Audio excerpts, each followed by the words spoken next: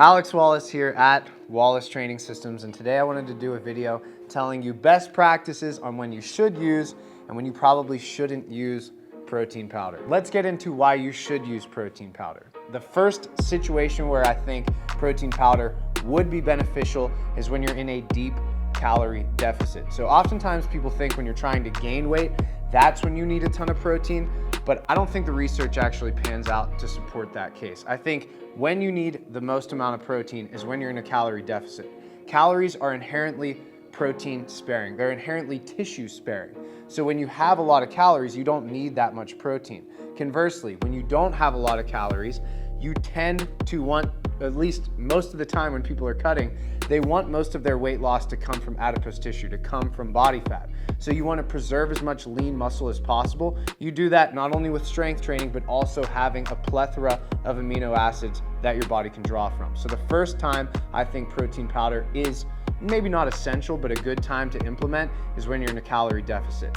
The second time that using protein powder can be very beneficial for you is also related to dieting, but that's when you need something that's highly satiating but low in calories. Oftentimes things like whey protein, even some casein proteins, they tend to be a lot of bang for your buck in terms of the satiation versus calories. So again, if you're somebody that needs something to basically quell over your hunger, to make sure that you're not just gonna eat a whole bunch of food, a good thing to implement would be some protein powder. It's gonna kind of deaden your appetite a little bit without introducing a whole bunch of calories. The third instance, and this one's kind of obvious when I think protein powder can be very beneficial, is if you're somebody that leads an active lifestyle, but you don't get a lot of protein in your actual diet. That would be people, most of the time, not always, would be somebody like vegetarians and vegans. Oftentimes these people need to do a little more planning when it comes to getting enough protein, especially if you're a lifter or you're somebody that's very active.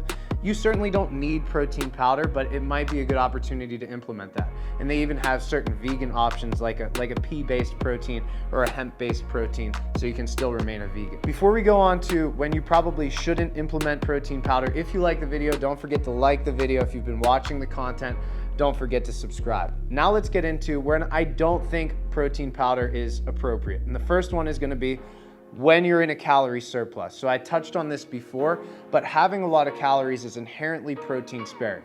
So if you have a calorie surplus, you're somebody that's bulking and you still have a well-rounded meal plan, you're usually implementing protein in your meals, probably not damaging, but not very useful to implement protein powder at that time. The second time protein powder probably isn't a good idea would be, again, contrary to the first point, but if you're trying to build your appetite. So again, protein powders oftentimes in the forms of whey and casein, those tend to fill you up and they aren't a lot of calories. So if you're somebody like me who doesn't have a huge appetite, you wanna make sure that you can eat enough food to gain weight, and oftentimes protein powder can stand in the way of actually doing that. And last but not least, the most obvious one, people who probably shouldn't implement protein powder are people who have a lot of protein in their diet every single day. So if you're somebody that even eats, generally speaking, the Western diet, you usually have some form of protein in every single meal. So let's go over the Western diet, which I don't agree with, but at least the protein portion is gonna be sufficient. You normally wake up and have something for breakfast, there's eggs or even some type of dairy product. Usually for lunch, it's a sandwich with meat on it. Usually dinner, the main portion is meat, and then you snack throughout the day of things that are, usually high carb, some protein and some fat. Now, again, I don't agree with that diet, but you're probably getting a lot of protein throughout your day, even if you're not trying to, if you're just eating like everybody else. So if you're getting adequate protein throughout your day, if you're not an extreme athlete or an athlete in general, supplementing with protein powder, again, it's one of those cost benefits analysis. How much money are you spending on it versus do you really need it? But if you're getting consistent protein throughout the day just from diet, you probably don't need to implement protein powder. Again, guys, that's just my opinion on best practices for protein powder.